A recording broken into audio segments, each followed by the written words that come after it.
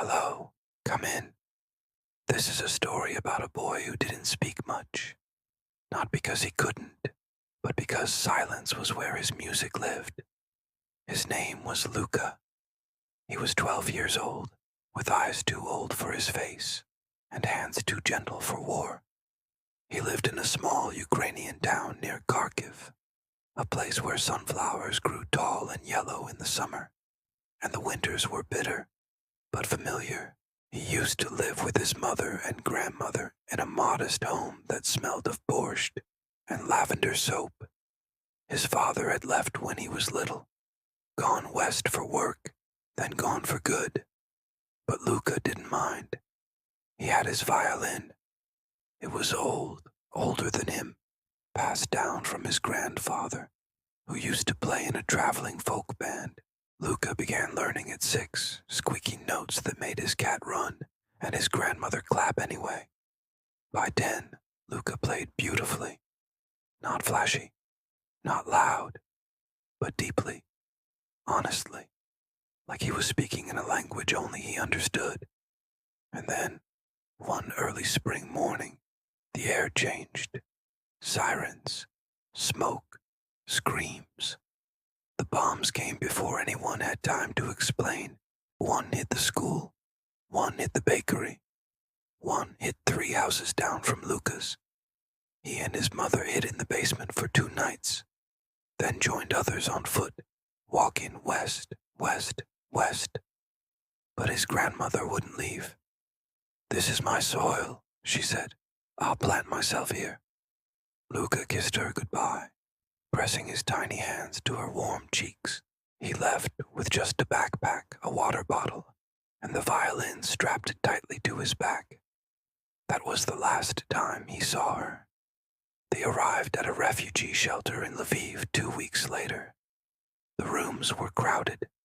The food was simple. The silence at night was unbearable. His mother cried often. Luca didn't. He played. Each evening, when the corridors grew quiet, he'd find a corner in the courtyard and play the lullabies his grandmother used to hum. Other children would creep out of their rooms to listen. Adults, too. Some cried. Others just closed their eyes, as if the music patched something that language never could. One day, a reporter visited the shelter. He filmed Luca playing a haunting melody beneath a broken window. The video went viral. The Silent Violinist of Lviv, they called him. Soon, music schools across Europe began calling. Invitations, scholarships, interviews, offers to move. But Luca didn't want cameras. He didn't want stages. He just wanted to play. One morning, his mother pulled him aside. "There's a family in Vienna," she said. "They want to host us. They can help you get into the conservatory. This could be your chance." Luca stared at her, then at his violin. He nodded quietly. Vienna was strange, clean, calm, too calm. The walls were too white, the beds too soft. People smiled but didn't ask questions. Luca was placed in a music school surrounded by prodigies, children who spoke 6 languages, wore pressed jackets, and played Paganini like it was breathing. Luca felt small. The teachers admired his tone but scolded him for playing barefoot. One told him to smile more. Another asked him to play happier songs. But his fingers told the truth. He wrote his own music now, songs with no titles, pieces that began with whispers and swelled into storms. One day, during a school recital, he was supposed to play Vivaldi. He walked onto the stage, stared at the audience, and froze. His hands trembled. He looked down at the violin. Then, without warning, he started playing his own piece. The teacher stiffened, but the music moved through the room like wind through ruins, soft, broken, alive. When it ended, no one clapped at first.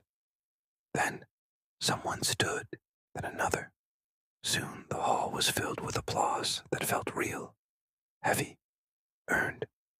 After the recital, a woman approached him, her eyes red, her accent Ukrainian. "My son loved the violin," she said. "He didn't make it. But your music." I heard him again. Luca didn't reply. He just hugged her.